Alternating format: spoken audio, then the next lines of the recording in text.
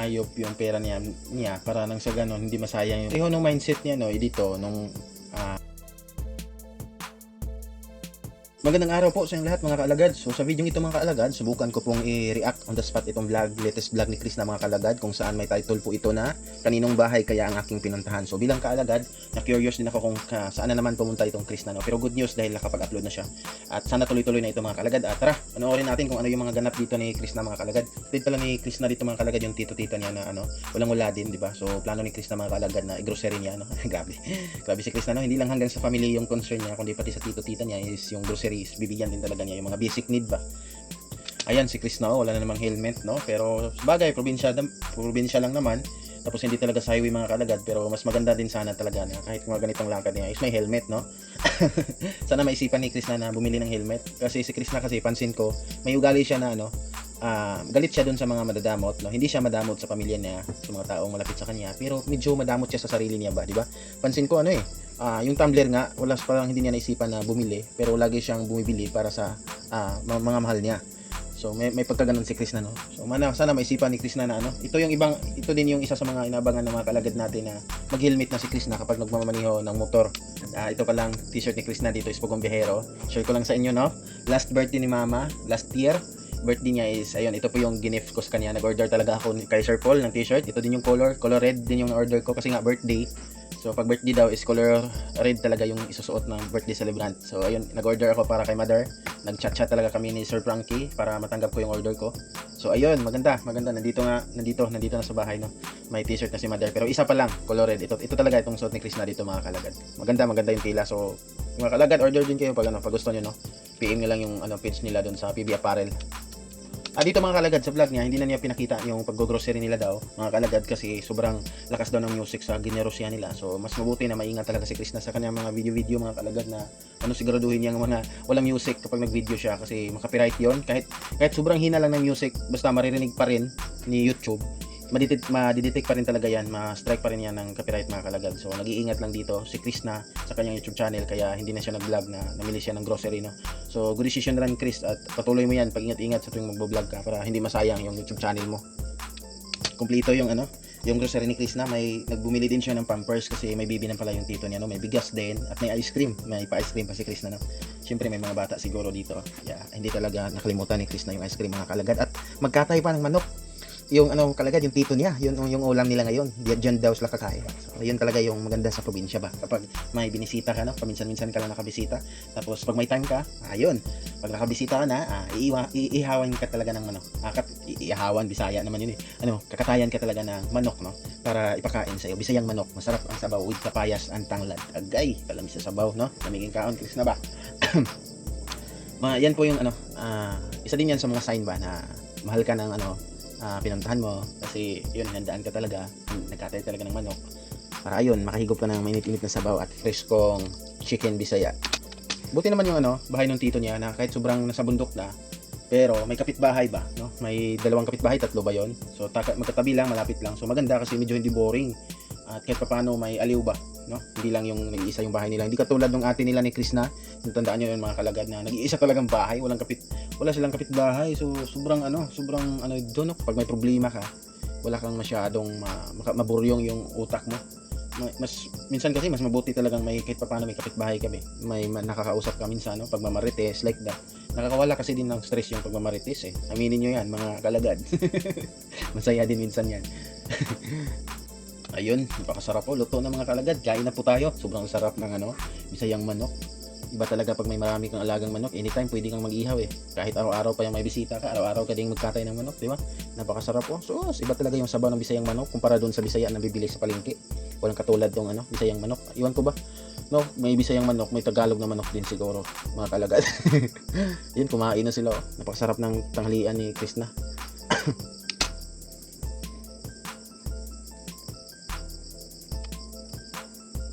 Try nyo mga kalagad, share ko lang kapag maghigop kayo ng mga sabaw, like sabaw ng isda, tinola, like dito tinolang manok, try nyo like sa bowl nyo may sabaw tapos laman ng manok, luto na, try nyo magpisa kayo ng limonsito, isang piraso na limonsito, tapos sili. Napakasarap mga kalagad na may kunting asim-asim ba. Yan po yung gawain ko kahit ano pong sabaw, kahit malunggay lang, basta mga masabaw na pagkain, Hindi ko talaga malimutan na maganda ng isang limonsito kasi parang mas lalo siyang pinasarap kapag higupin mo ba. Sobrang sarap sa lalamunan tapos may kunting anghang. Aray ko po. Ayan oh, pauwi na sila si Chris na guys. Ayun oh mga kalagad, pauwi na sila ni Chris na. So pinadalhan pala sila ng manok, no, yung buhay na manok. Yun talaga may ano din. Kumbaga pwede na din yan katayin pag kasi sa sobrang layo ng nilakad mga kalagad. Sakto din na pagka-uwi nyo, nagugutom na din kayo, no? Parang yung kinain nyo doon, nawawala na ba? So, sakto, pagkadating nila sa pagka-uwi nila, itong manok dala nila, pwede din katayin at pwede din isunod na gawing tinola. Ganyan talaga yung mga ugali sa probinsya, hindi talaga nawawala yung mga ganyan. Lalo na dito sa amin kapag may pumunta, may bumisita sa amin na relatives namin na minsan lang, mga kalagad. Pag bumisita talaga dito, katayan talaga ng manok. Tapos pag makatiming sila na may maraming alaga, ayun, pagka-uwi nila, bibigyan talaga sila para may madala silang manok doon pabalik kung saan sila nakatira at nagtrabaho, no, mga kalagad. So sobrang bait ng tito ni Chris na. Okay, alagaan pala nila, hindi pala nila katayin. Siguro, mabuti ito kung maganda, paramihin daw nila ni Chris na. Sa farm niya ba, may marami na siyang kambing, manok, siguro, madali naman talagang maghanap ng manok no? Nakabili na pala sila ng manok daw doon sa kuya ni Chris na si Kuya Dongdong, 4 yung nabili niyang manok. So nasabi na kasi niya ito sa isang vlog niya na bibili din siya ng manok, kambing, at nag-isip-isip pa siya kung ano pa yung mga hayop na pwede niyang alagaan doon sa kanyang farm na mga common lang dito sa Pinas, no. Pwede naman mga pugo, mga like that, no, mga kalagad. So comment kayo diyan mga kalagad, o pwede kayo mag-comment dito sa video ni Chris na kung ano yung mai-suggest niya na magandang alagaan sa farm, no, mga kalagad. Totoo. Sinabi ni Chris na dito mga kalagad na ibili niya ng hayop yung pera niya para nang sa ganun hindi masayang yung pera niya. May makita sila na resulta na parang magtatagal talaga. Pareho ng mindset niya dito nung mga unang sahod talaga niya. Hanggang ngayon ito pa rin yung ginagawa ni Edito, Peking Bombay, Peking Koreana. Na kay Edito din, ayun, tanim din yung sa kanya. Nagtanim siya ng maraming durian ba yon, no? Namili siya ng mga bagong patubo na durian, mga kahoy, basta ganito yung mindset niya, mga mais, mga kamatisan, mga gulayan. Ayan, ito po yung mindset din ni Peking Bombay. Naalala ko mga kalagad sa isang vlog ni Peking Bombay na nasabi niya doon na sa lugar nila, ang may madami daw tanim ng mga niyog, like maraming puno is yung mga Bisaya daw talaga. Yung mga Bisaya, yung mahilig daw yung mga ganong mindset, yung mga tanim-tanim na mapakinabangan talaga at mga durable ba. Mga mahabang panahon mapakinabangan mo. At sabi, dagdag pa doon ni Peking Bombay mga kalagad na yung mga katutubo daw, yung mga parents nila, wala daw mindset na ganun, lagi na lang daw nag-uuma, laging nagtatanom ng karlang, like that. Wala daw mindset noon na magtanim ng mga durable na tanim like mga niyog, like that, mga durian, mga abukado. Kaya ngayon daw, sila daw ni Peking Bombay na mga anak, sila daw yung nung lumaki sila, wala sila ding makitaan ng hanap buhay. Wala silang pwedeng pagkikitaan kasi yung mga magulang daw nila na mga katutubo is wala daw tanim na ayun, like that, pareha ng niyog, mga lang daw sakahan na sobrang madali lang, sobrang pambilisan lang daw na harvest. So doon nakuha ni mga kaalagad ni Edito yung mindset, doon niya nakuha sa mga Bisaya. Kaya ngayon yun ang ginagawa niya na magtanim ng maraming kahoy nang sa ganun mapakinabangan daw niya pag matanda na siya at mapakinabangan din ng kanyang mga anak, mga mahal niya sa buhay, mga kaalagad. So same sila ng mindset ni Chris na ang kay Chris na naman may mga din, may siguro darating din sa point na magtanim-tanim din to si Chris na ng mga durable na sa ngayon farm pa lang po yung niya. May mga kakao na din, may mga siguro hindi pa niya pinapakita yung iba, siguro naman madami din tanim yung magulang ni Chris na mga kalagad. Ayun, pupunta na naman daw sila ng Saloy para magbili naman ng kambing. Napakarami ng kambing na nabili ni Chris na farm talaga, hindi talaga bitinin siguro ni Chris na yung farm, kumbaga yung farm na konti lang yung alaga, siguro pabunggahin talaga ni Chris na ba. Maganda yun So ayun, babili daw sila ng kambing ngayon. At bibili din sila ng net na sa gawin nila na kulungan ng manok. Maganda yun, net yung gawin nila na kulungan ng manok, mga kalagad. So ayun, bumili na ng nakipag na si Chris na sa bibili niya na kambing. Sayang wala siyang kasama siguro dito na matanda, si Chris na.